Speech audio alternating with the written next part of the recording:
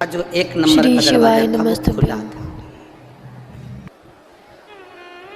ब्रह्मा जी क्या सभा लग रही है, ब्रह्मा जी क्या सभा होने वाली है, ब्रह्मा जी क्या मीटिंग होने वाली है, सब देवता आमंत्रित हो रहे हैं और उसी आमंत्रण में भगवान शिव भी प्रवेश कर रहे हैं। कितनी सुंदर जगह वो लंकनी रह रही थी, कितनी सुंदर थी, एकदम सुंदर अप्सराओं की तरह, बहुत सुंदर। दरवाजा खुला था, अगर दरवाजा बंद होता, उसमें ताला डला रहता तो महादेव वहां से दूसरी जगह चले जाते, पर दरवाजा खुला था।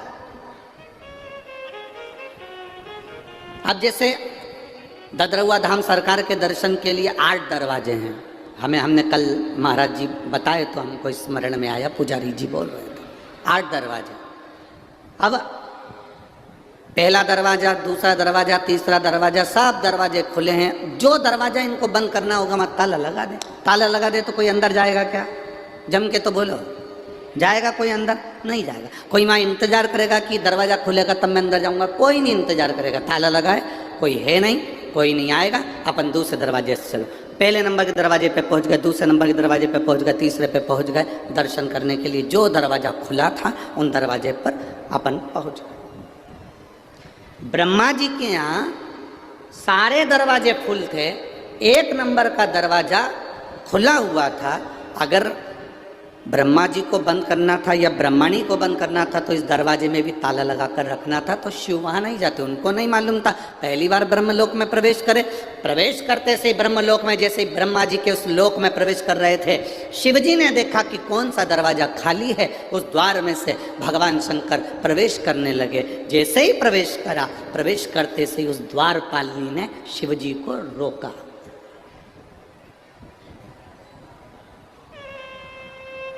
वो दरवाजे पे खड़ी हुई उस लंकनी ने, उस द्वारपालिनी ने, जो सुंदर है, अति रमणीय, अति सुंदर, उसने रोक दिया।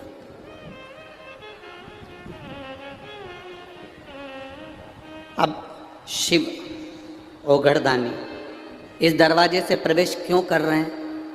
शंकर भगवान इसलिए प्रवेश करे क्योंकि इसी दरवाजे से भगवान विष्णु भी गए थे, इसी दरवाजे से इंद्र भी गए थे, इसी दरवाजे से कुबेर भी गए थे। तब इस सुंदर स्त्री ने उनको नहीं रोका, पर जैसे ही देवाधिदेव महादेव दरवाजे पर आए, आते से ही उस सुंदर स्त्री ने महादेव को साधारण सा पुरुष जाना और आवाज लगा कर कहा, ए बाबा, आवाज लगा कर कहा, ए बाबा। ये भस्म रमाकर, गले में सांप पटक कर, जटा बांध कर, त्रिपुंड लगाकर, रुद्राक्ष पहनकर कहां अंदर जा रहे हो? वो साधारण स्त्री शंकर भगवान को जानती थी कि ये शिव हैं।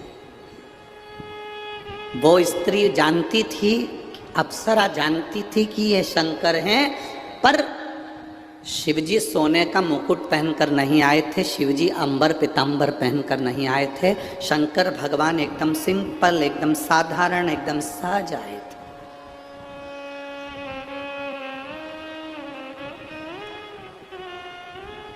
अब यहाँ जितने संत बैठे हैं आप इनका दर्शन कर रहे हो, और भी संत आए उनका कभी दर्शन करिए, और भी संत आए उनका दर्शन करिए। जितने उधर बैठे हैं उन संतों का भी दर्शन करिए, और भी कुंभ के मेले में जाने के बाद में आप कुंभ के मेले में दर्शन करिए संतों का। कोई भस्म चढ़ाया हुआ है, जटाजूट बांधा हुआ है, मृगछाला पहना हुआ है, रुद्राक्ष पहना हुआ है, किसी संत को कभी हल्के में मत लो।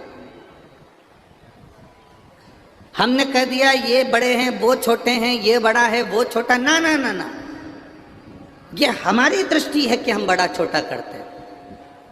संत, साधु, गुरु और अग्नि, अग्नि देखिए, आग कभी छोटी नहीं होती।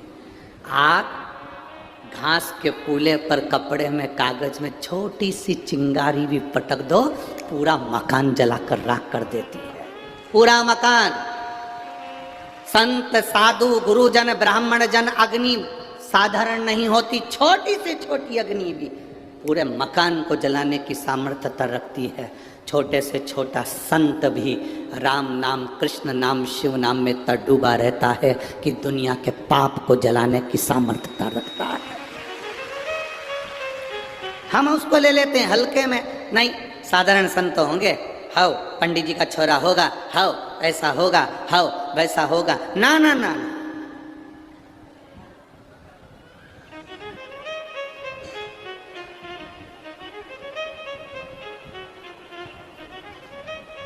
स्त्री को हल्के में ले लेना, पर उसके मांग के सिंदूर को हल्के में मत लेना। उसके मांग के सिंदूर में वो बल होता।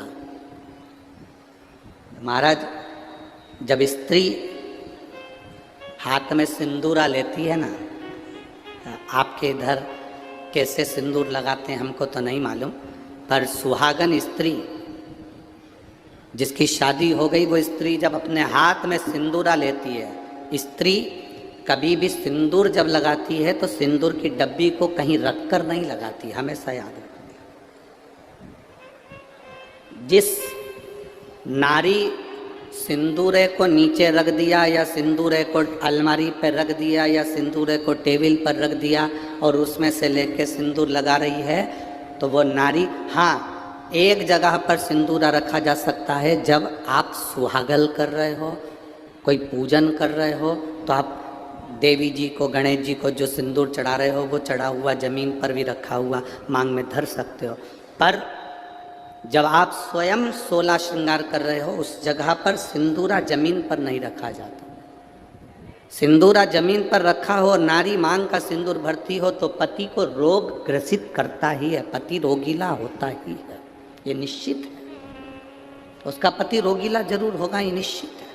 उसको रोग जरूर घेरेगा, ये पक्का है। स्त्री जब सिंदूरा में, यहां तक शास्त्र प्रमाण देता है कि एक दुल्हन पहली बार जब मांग भरती है और पति उसकी मांग भरता है, तो पति के भी हाथ में सिंदूरा पकड़ाया जाता है और पति अपने हाथ से उस मांग को भरता है। पति के हाथ में सिंदूरा पकड़ाया जाता है। वो सिंदूरा साधारण नहीं है।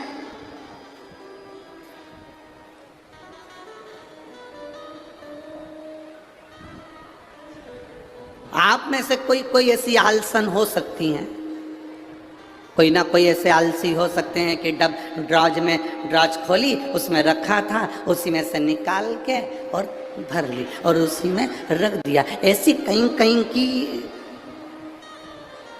मिस इंडिया हो सकती है, ऐसी कहीं कहीं की। पर मेरा विश्वास कहता है, भिंड जिले की तो नहीं कह सकता कि ऐसी होगी। भिंड जिले की जितनी होंगी हाथ में सिंदूरा लेकर सिर पर मांग भरने वाली ही होगी।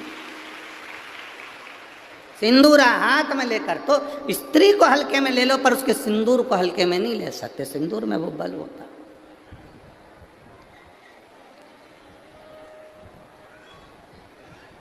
एक कौन सा राक्षस है जिसका संहार, वो कौन सा राक्षस है जिसका संहार एक स्त्री ने मांग के सिंदूर से अपने दूसरे प्रतिबिंब को प्रकट कर कर मारा था? वो कौन सा राक्षस है? ऐसा कौन सा राक्षस जिसको वर था कि वो स्त्री के हाथ से मरेगा और स्त्री अपने मांग के सिंदूर से, उस सिंदूर से अपनी परछाया प्रकट कर लेती है और परछाया से मारती है? वो एक ही राक्षस था, मुल्कासुर। कौन सा राक्षस? मुल्कासुर। उसको माता जानकी जी ने मारा था, लंका में जाकर मारा था, लंका के दरवाजे पर। कौन था मुल्कासुर? कुंभकर्ण की पत्नी का पुत्र, कुंभकर्ण का बेटा। कुंभकर्ण की जो पत्नियां थी उसमें से एक करकटी थी जिसका पुत्र भीम था। उस भीम को शिवजी ने मारा था तो वह भीमा शंकर बन गया था। और कुंभकर्ण का एक बेटा था मुल्कासुर, जो जन्म लेने के बाद मूल में हुआ था तो उसको फिगवा दिया गया था, जिसको सीता जी ने मारा था, माता जानकी जी ने मारा था। मांग के सिंदूर में कितना बल होता है।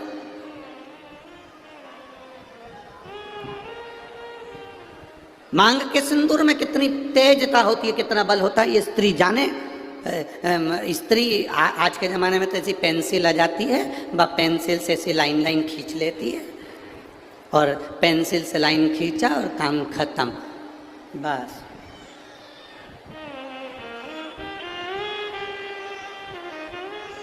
नहीं नहीं भाई,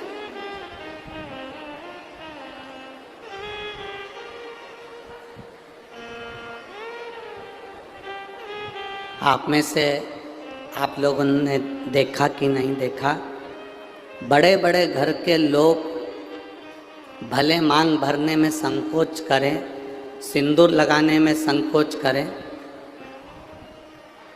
पर तुम्हारे यहाँ पर कोई काम करने वाली आई हो ना, तुम्हारे यहाँ कोई बर्तन मांजने वाली आई हो, वजन ढोने वाली, ईंट रखने वाली, फावड़ा गेती रखने वाली, रेत भरने वाली, वो काम करने वाली स्त्री को देखना।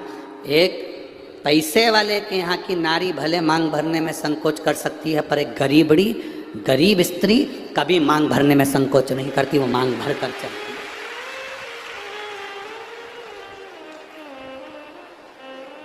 आपके यहाँ कोई बर्तन मांजने वाला आते हो, आपके यहाँ कोई झाड़ू लगाने वाली आती हो, आपके यहाँ कोई पोछा लगाने वाली आती हो, आपके यहाँ तगाड़ी ढोने वाली आती हो, वो स्त्री मांग में सिंदूर भर कर चलती है। बोलो जी आप लोगों ने देखा है कि नहीं देखा, ईमानदारी से बोलना हो। कथा ऐसे नहीं चलती कि महाराज ने बोल दिया तुमने स्वीकार कर लिया, तुम तो दिल से बोलो कि तुमने देखा कि नहीं देखा।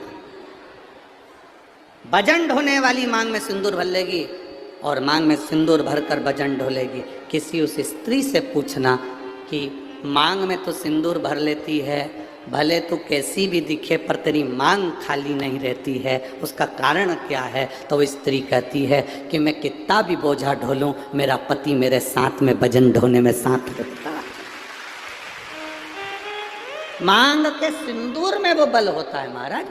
वो सिंदूर जो सीता जी अपनी मांग में भर रही, वो सिंदूर आज तक ददरुआ धाम सरकार श्री हनुमान जी महाराज के तन पर तुम्हें लगा हुआ दिखता है। उस सिंदूर में कितना बल होगा, उस सिंदूर में कितना आनंद होगा, वो सिंदूर क्या साधारण होगा?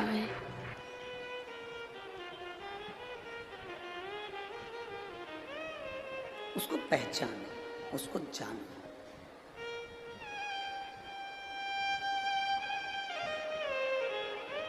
जरा विचार करिएगा, स्मरण में लाइएगा।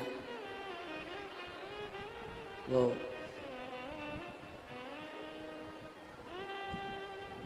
मांग का सिंदूर इतना प्रबल होता है, वो कहे ना, वो मुल्कासुर की वो कथा आती है,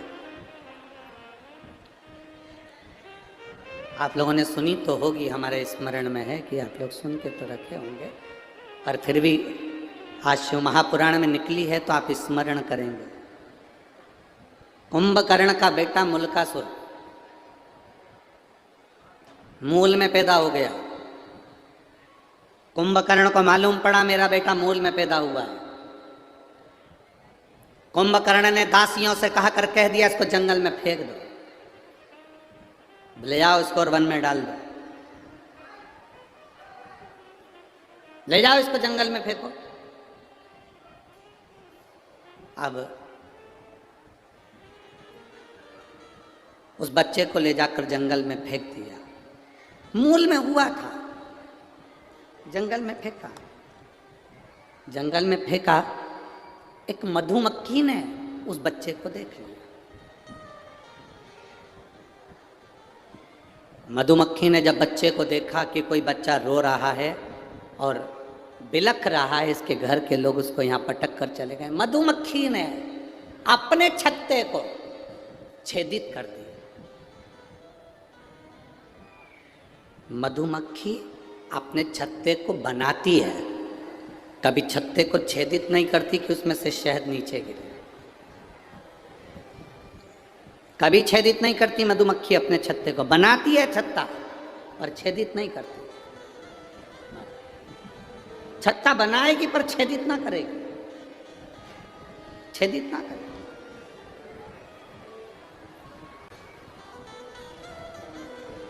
मधुमक्खी ने अपने छत्ते को छेदित कर दिया, शहद नीचे टपकने लगा। वो जो मुल्कासुर था, कुंभकर्ण का जो बेटा था मुल्का, वो नीचे सोया था, रो रहा था, मुंह में शहद उसके जाने लगा। मुल्का धीरे धीरे धीरे धीरे रोना बंद कर दिया। दूसरी मधुमक्खी आ गई, तीसरी मधुमक्खी आ गई। बहुत सारी मधुमक्खियों ने उस बालक को पाल पोस कर बड़ा करा और उसका नाम मुल्का, कुंभकर्ण का बेटा।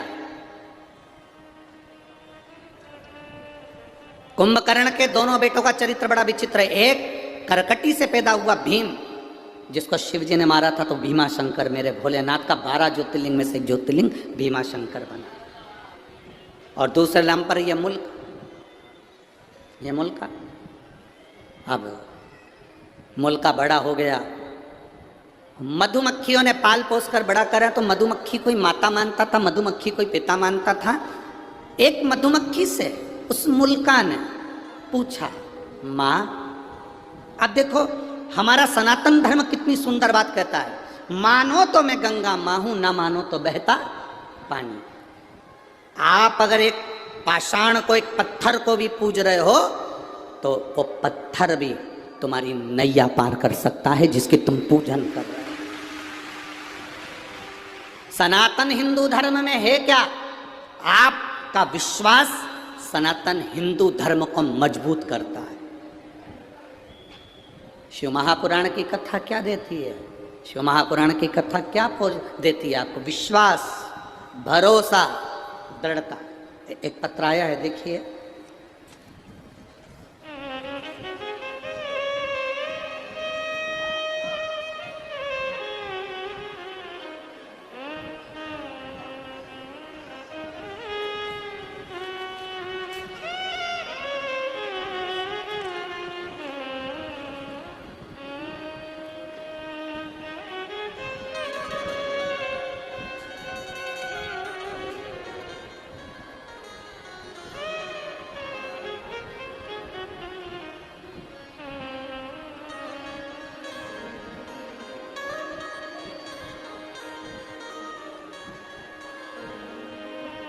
भरोसा देखिएगा। गुरुजी 13 साल से संतान नहीं थी। मैं बाबा का क्या वर्णन करूं गुरुदेव। ये पत्र में हरि सरकार मारुति नंदन महाराज मिश्रा जी के हाथ से भेज रही हूँ।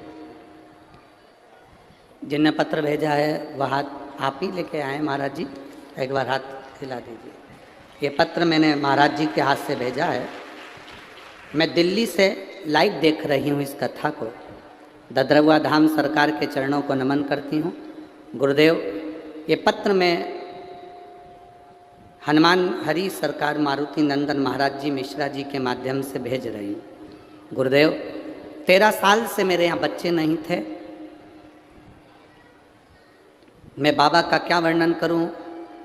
मेरे पति दिल्ली पुलिस में एसआई के पद पर तैनात हैं। मेरा नाम वीर सिंह यादव है, मेरी पत्नी का नाम मंजू यादव है। मैं जिला भिंड के थाना मो तहसील गोहद ग्राम धमूरी, जो ददरवा धाम से मात्र 2 किलोमीटर की दूरी पर स्थित है, वहाँ का रहने वाला। मेरे यहाँ संतान नहीं थी। मैं बाबा को क्या वर्णन करूं गुरुदेव। सब जगह गए, कोई सुख ना मिला। तब शिवजी पर 1 लोटा जल चढ़ाना प्रारंभ करा। तब मेरी पत्नी ने मुझसे कहा, तो मैंने मेरी पत्नी से कहा, क्या शंकर जी पे जल चढ़ाने से औलाद हो जाती है, संतान हो जाती है? अगर ऐसा होता तो पूरा विज्ञान फेल हो जाता, पूरा साइंस फेल हो जाता। फिर भी गुरुजी, मेरी पत्नी मुझे रोज पानी का लोटा हाथ में पकड़ाती, मैं शिव जी को चढ़ाता। डॉक्टरों ने तो 13 साल से जांच करी और हर बार यही कहा कि तुम्हारे यहाँ कभी संतान नहीं होगी। मेरी पत्नी और मैं शिव जी को जल चढ़ाकर वहीं बैठकर पी लेते। आपने कहा था नंदी के पास बैठकर शंकर का दर्शन करा करो और शिव जी से जो कहोगे नंदी सुनेगा और वो देगा। सफ़ेद आंकड़े की जड़ का प्रयोग करा, शिव जी पे चढ़ा हुआ जल पीना प्रारंभ करा। बाबा की कृपा क्या होती है गुरुदेव। 16 अक्टूबर 2023 के दिन सोमवार को मेरे यहाँ पुत्र रत्न की प्राप्ति हुई है। मैं बाबा को धन्यवाद करता हूँ, प्रणाम करता हूँ। बैठिए महाराज, प्रणाम आपको। शिव कृपा इसी को कहते हैं। केवल एक सनातन हिंदू धर्म ऐसा है, भारत की भूमि पर सनातन धर्म ऐसा है जो पत्थर में भी प्राण देता है। सनातन हिंदू धर्म केवल ऐसा है जो विश्वास को पक्का करता है, भरोसे को दृढ़ करता है और परमात्मा का दर्शन करता है। आप में से कई माताएं ऐसी बैठी हैं जिन्होंने पशुपति व्रत करा होगा और बाबा ने दिया होगा, एक लोटा जल चढ़ाया होगा, बाबा ने दिया होगा, ददरवा धाम आए होगे तो हनुमान जी ने दिया होगा। संसार में जन्म लिया है तो हमने उस परमात्मा की भक्ति करी और उससे हमें वीडियो पसंद आई हो तो लाइक करें, शेयर करें, कमेंट करें और ऐसी ही वीडियो देखने के लिए चैनल को सब्सक्राइब करें। हम तो आपसे मिलते भी नहीं, आप सरकार से पूछ लेना, या पुजारी जी हों, पवन भैया हों,